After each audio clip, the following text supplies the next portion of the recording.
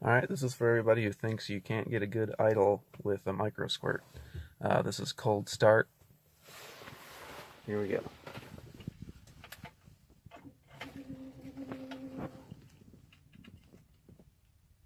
You see the coolant temp is 50.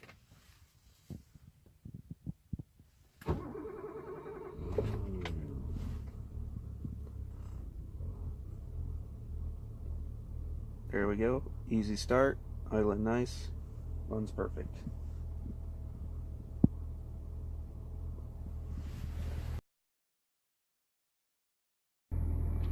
Alright, here we go once it's all warmed up. You can see the coolant temp's over 200. Idling nice, right around 800. Give it some gas. Dips and stays right around 800. This thing definitely has some vacuum leaks, so that's why it dips after it goes down, but as you can see, there's no trouble at all maintaining a very nice idle, warm or cold.